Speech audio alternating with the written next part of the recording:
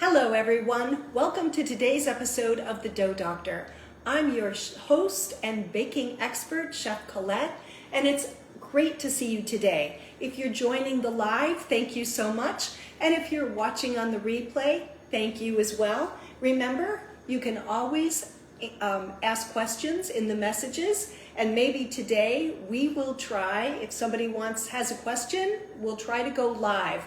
I know I've been a little awkward with that, but I watched some tutorials and I think maybe we can do it. All right, let's get into today's show. There weren't very many questions this week, and I think that's because we're all very busy and there hasn't been a lot of time to bake. For today's question, because I always start the show with a question, I'd like to know, how many times a week are you able to get in some baking time? So how many times a week are you baking? Let me know. Let me know in the comments below. I'm being very philosophical these days about baking, which is why sometimes I send out some weird polls and I ask interesting questions on the show. Well, not weird, but just digging a little bit deeper. Welcome to everyone who's joining, and I'm seeing PLZ is saying once on the weekend. Okay, let me piggyback, and I see some pros logging on who bake every day, all day. So, and then almost every day as a pastry chef, 3 to 5 times a week. This is very interesting. Next question, bakers. How many times a week would you like to bake? If you had your druthers, how often would you jump into the kitchen, pull out the mixer, and start creating something gorgeous? Let me know. All right? Well, let's get going. So for today's question, the big question for today was about cake recipes and how do you know when to choose with how much batter to put in the pan. That was the question for today. And that was a really good question. That came from our baker Cyrus. Actually, he didn't ask that question formally. He sent me the photo of a recipe and said, how many layers will this make?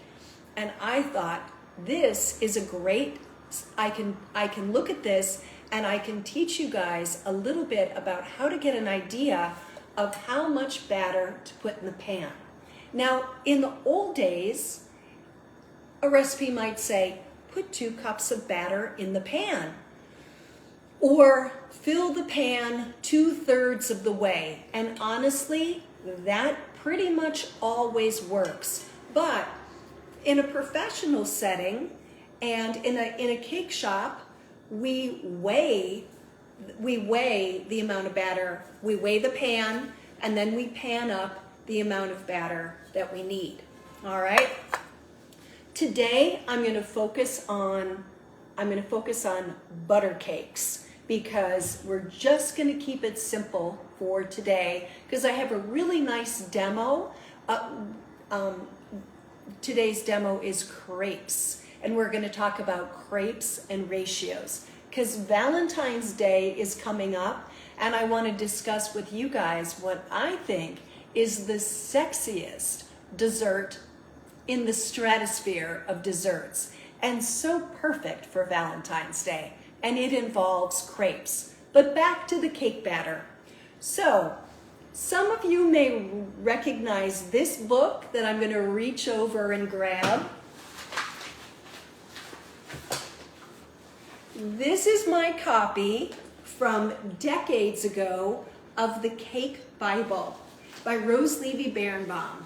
I was a very young baker when I got this book, and in the book, very buried in the text, so buried you've got to look for it to find it, Rose, definitely the expert of her time, talks about how much batter for a butter cake or anything but like a chiffon or an angel food cake, how much batter to put in the pan, all right? So I've got I've got a list, and we're just gonna, first of all, we're gonna talk about, but how do I know how much batter my recipe is going to yield? What is the total amount of batter? The total amount of batter means that you need to add up the amount of ingredients, all right? And that can mean converting cups to weights and then adding that all up. And bakers, if you ever have a question with a recipe and you want to message me about it in this, talking about this subject, please feel free. I love baker's math. The thing with math, and we've said this before on the show, math doesn't lie. That's what's so great about it. I won't torture you with how to do that right now. And because of Instagram being backward, even if I had a whiteboard, the numbers would be reversed. This is not the platform to do this. This is more of a YouTube thing. And I should and will get that together for you guys. And I'll announce it on Instagram because we have to cross-utilize our platforms, right? So let's just nutshell this, all right? Now, I don't have every size of cake pan, but I do have 6-inch and I do have 8-inch. So I'm going to hold those up and I will fill in with the rest. So if you're making basically a butter cake or a shortening base cake, as a matter of fact, our baker Cyrus, he had a question about a devil's food cake. His question, how much batter does this make? How many layers will this make? All right, so for a 6-inch layer, we're looking at about 356 grams of batter. So just to put everyone in the picture, you've got your pan prepared, you grab your scale, you turn your scale on. Sorry, I have so much crepe stuff in the way. I want to make sure you can see this. You turn the scale on, you put the pan on it, you tear it out, and then you ladle in or scrape in or however you get your batter into the pan. And for a 6-inch, you stop at 356 grams. For an 8-inch, which is usually our next size up, 680, all right? For a 9-inch, 750. And for a 10-inch, 930 grams of batter. So, Cyrus, I hope that helps. We can always go over the math for that particular devil's food cake recipe, but bakers, that's pretty much it in a nutshell. There are a few charts online. A lot of them, though, are in cups, and we know that's a slippery slope. Put it in the chat if you'd like to see me do a YouTube episode. I do have a DoughDr channel, but mostly I just post our lives. But I can do a DoughDr episode where I talk about converting from volume to grams and then showing you how to do that math. That would not be a problem. It might take me a little bit of time, but I'll get it done. All right. That is our question about cakes. The last question that came in was about blind baking pie shells and tart shells. The question was, do I dock all the time?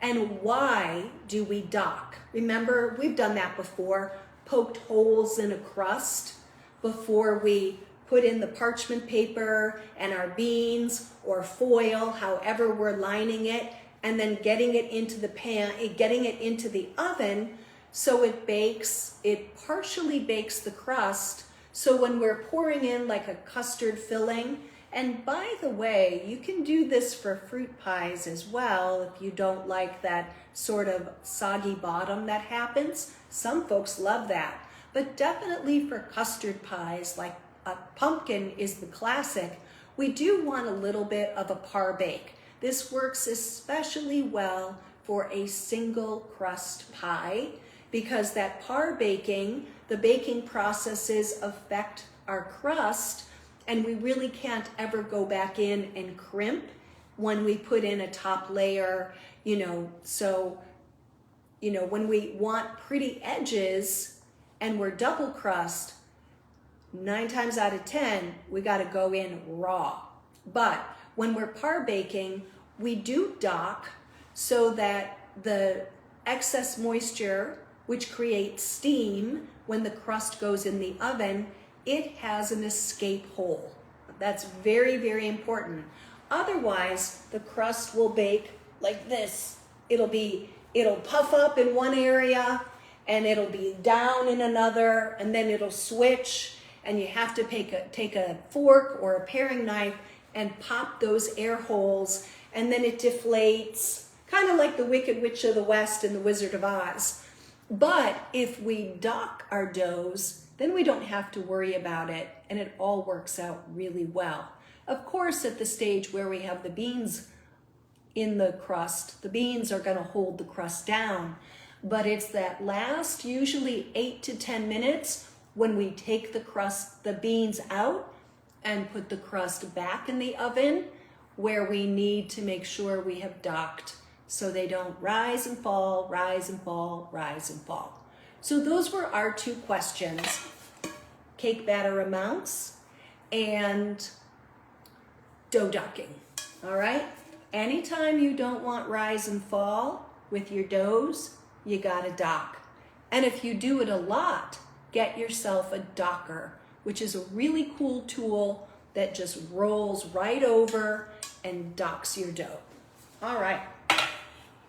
Now for our next, our next episode is in 2 weeks, and I've had a request to do a deep dive into pastry cream. So we have a pin in next week's demo. I'm just gonna leave it there. So a little preview of 2 weeks for today. But for today, I want to talk about crepes. Valentine's Day will be upon us in 2 short weeks. And especially if you have a special Valentine and you're dining at home, you might want to produce a crepe Suzette for your beloved. Crepe Suzette is crepes. I'm saying crepes today. I know that we can say crepes, but I'm saying crepes. Crepes, orange liqueur, beautiful segments of orange, butter and sugar, and the crepes are cooked in this gorgeous sauce. And if you're feeling very brave, you can flambe it. So it's super sexy. And it is kind of romantic. It was created in the south of France around the beginning of the last century, when the Prince of Wales, not our current Prince of Wales, but the Prince of Wales then, was one of the Edwards, it's not a history lesson, this is a baking show, was having a weekend amusement with a woman named Suzette. And the private chef who had been assigned to the Prince of Wales for the weekend created this dessert on the fly for the couple's liaison. Anyway, romantic, fun crepe Suzette. But we gotta start with crepes. So just kind of roll that around in your brain. That's my preamble to crepes. What about crepes and ratios? Ooh, I've got a question. Semarin, I see it. Awesome. What about crepes and ratios? Well, here's the thing. I have it all in front of us. So, crepe batter looks like thin pancake batter, right? Look at that. So what does that mean as far as ratios? And the reason I bang on about this so much is it's so good for you to kind of get a feeling, an idea, before you start about the viscosity of your batters. How thick are they going to be? What are you up against? So this is 1 part egg, 1 part milk. Uh-oh, here it is, to a 1/2 part flour, all right? So we can see we have double the liquid actually between the eggs and the milk, quadruple the liquid. 1 part, 1 part, 1/2 part. And we can stop there as far as crepes go. But if we want them to be a little bit more tender, a little bit more flavorful, we can add 1/8 butter, all right? And then 1/16 sugar, especially if you're doing like sweet crepes, like the aforementioned super sexy crepe Suzette, or you're just making crepes and you want to fill them with Nutella or berries and whipped cream. That works for Valentine's Day as well. You can add a little bit of sugar. So they're super versatile. And also, does anybody, you might find yourself of a certain age, but did anyone have a crepe restaurant or remember the crepe restaurants of the 70s and 80s, which did big business and were really crazy popular? I grew up in Chicago and ours was the Magic Pan. And in fact, I walked by the restaurant when I went to school every day. And by the time I was walking to class, the crepe chef had a stack this tall already going of crepes for lunch service. So super cool. You might remember they were very, very popular. And I bet we're gonna have a comeback with crepes. Why don't we just make our own comeback? Let's do it. They're really easy. And so, but there's a couple things, and this is really good on the science side. And I'm just gonna mix the batter in front of you so you see how it goes. You can mix crepe batter with a whisk, but you have to be extremely thorough. It works much better if you use a blender, or like a regular blender like you might use for your margaritas or your smoothies, or a stick blender. Whenever I have students use a whisk, I have them strain the crepe batter when they're done. When we use a blender or a stick blender, we don't have to strain it because this is so powerful, it'll mix perfectly. Now, would you like to see me mix it by hand, or would you like to see it mixed with the blender? Somebody, the first person who throws by hand or by blender in the comments wins. So let me know. And I'm gonna answer Samrin's question. BB says blender, we're going blender. So Samrin, does expiry date of chocolate matter? Oh great, blender, blender, blender. All right, you got it. And I'll clear this so you can see. Let's just take Samrin's question, kind of like a commercial break, and then we'll mix this crepe batter. And I'll show you how to cook a couple too, because that's helpful. All right, so Samrin, does the expiry of chocolate matter? Yes, it does. So you have choice. If it is not terribly expired, open the package up and examine it. If there's fat bloom that's not really, if there's not a ton of fat bloom, and what fat bloom is in chocolate bakers, it's when the cocoa butter begins to rise to the surface of the chocolate as it sits. Chocolate's very sensitive to temperature fluctuations, as many of you know, like we're always being warned about it. And the cupboard, our kitchens do vary in temperature. So if the chocolate sits, it can develop fat bloom. That's not a game changer. What is a game changer is, one, if the chocolate breaks easily, that means you want to use fresh chocolate. Also, if there's any moisture when you open up the package, that's sugar bloom, which is why we don't refrigerate our baking chocolate or good chocolate. Then you have to throw it out. It is not usable. If it's just a month or two out of expiration and it looks good, I would say go ahead and use it. But if it looks at all odd, overbloomed, and it's brittle, get rid of it and buy yourself some beautiful fresh chocolate. All right, great. All right, so let's get back. Blender for our crepes. All right, so I'm gonna do liquids first because I know I'm the lone wolf out here in the blending universe, but I really feel that whenever we're mixing wet ingredients and dry ingredients together, the dry ingredients going into the wet really mixes more efficiently. All right, so, and I'm gonna go ahead, I'm gonna add the butter. And actually, where did I put it? I might have put it away. I'm using ghee because I had it from making baklava. And it will definitely work.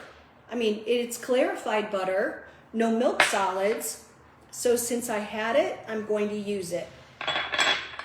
Flour, and then that little bit of sugar.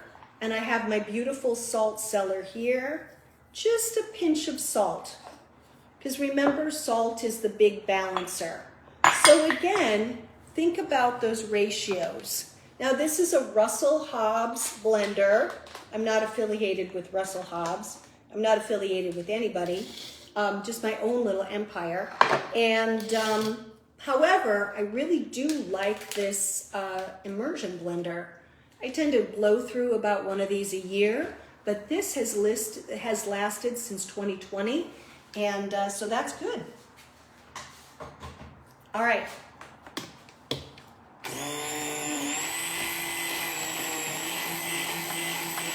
Now you're going to want to scrape down.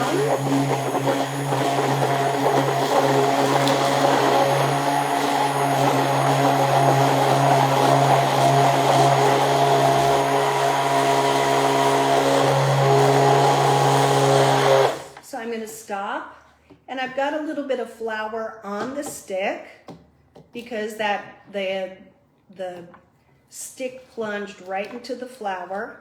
We're going to scrape down. Let's face it, you guys, you always have to scrape down.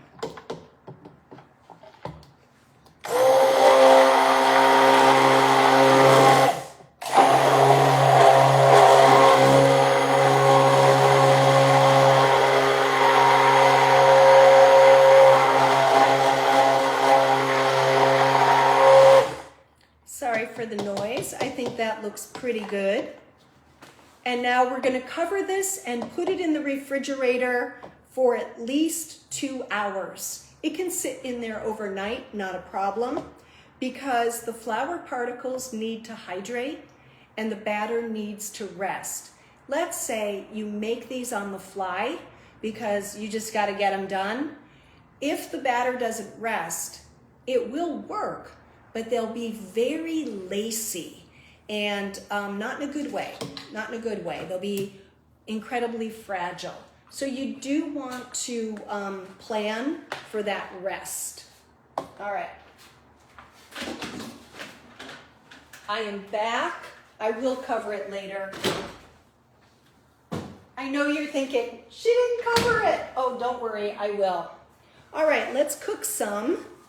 And I have my little Cuisinart burner here. Oh, PLZ, the ratios, yes.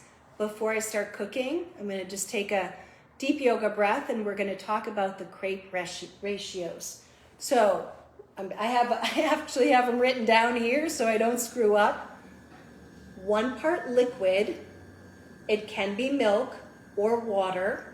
I think they're more delicious with milk. 1 part liquid, 1 part egg, 1/2 part flour. That's the base. If you're doing a sweet dish, you might want to add a little bit of sugar, which was 1/16. And then I added a little bit of butter, and that was 1/8. All right. So let's talk what this was actually weighed out to. All right. I had 227 grams of milk, I had 227 grams of egg, which worked out to be 4, and that worked 4 large eggs. I had 113 grams of flour. I had 28 grams of melted butter. I had 14 grams of sugar, and you saw that pinch of salt. And if you were ever wondering, how much is a pinch of salt? Like if I wanted to grab my teaspoons, how much is that pinch? It's about 1/8 of a teaspoon. And if we're weighing, it's roughly 0.5, half of a gram. And if you want to weigh that, I'm always flashing this, you need a micro scale. This measures tenths of grams. I can't recommend this enough. And you can find these on Amazon for about $10. All right? Okay, so PLZ, was that good? Are you good? Let me know any questions. All right. Now, I will post the recipe and the details on the website on Monday morning. And I will put a link to this really lovely crepe pan that I bought over the holidays. And it was about $20. You can use a saute pan, like an 8-inch saute pan, not a problem. But if you really get into this, and they are incredibly versatile, you might want to invest in a crepe pan. The only other thing you need is a ladle. That's it. Now this is non-stick, and this takes a few seconds to heat up. This burner is kind of a beast. You guys have seen me burn things on this burner before, so I'm going to try not to do that. And the first time I start, even though it's non-stick, I will grease it a little bit. You know, either with a little bit of just a brush of the clarified butter works really well.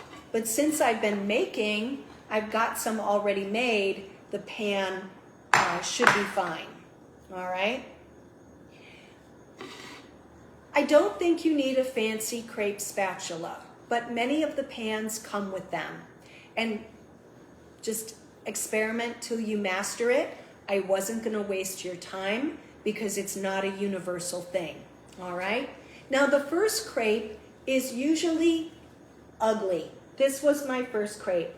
You got to get one under your belt and then just go from there. And I have a question from Salty Sweet Bakes while our pan is heating up. The difference in making caramels. Sometimes I see recipes that call for water, some with water, and the water amounts vary. Yes. So, Salty, I think you mean dry caramel versus caramel from a wet sand, or please clarify, are you asking about caramel candies or just caramel when we are cooking sugar to a beautiful amber, dark clover honey color, just regular caramel or caramel candies? Because the most accessible way to cook caramel is to do it from caramel candies. When you're making caramel candies, we usually start with wet sand sugar, which means there's a small amount of water and the sugar and a little bit of corn syrup, and the corn syrup is inhibiting crystallization. It's very important in candy making. And so, but the water ratio is low just to get that wet sand consistency.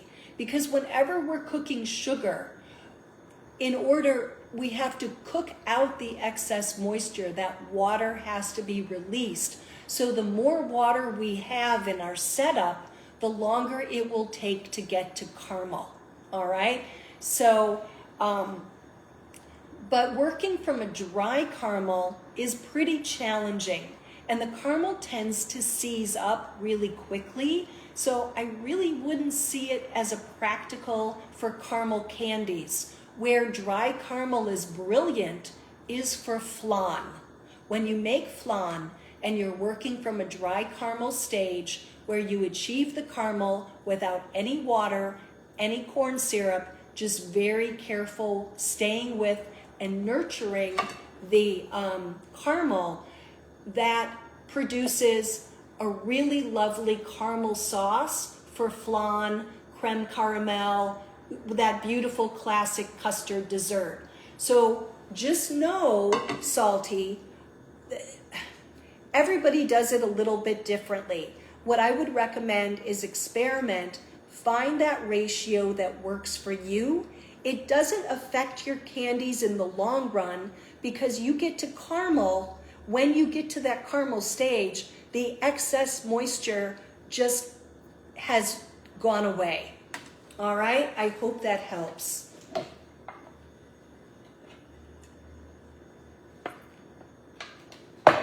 So we get our crepe batter into the pan, and then immediately you've got to swirl it so that it covers the bottom. All right? And you're going to need some sort of a thin spatula.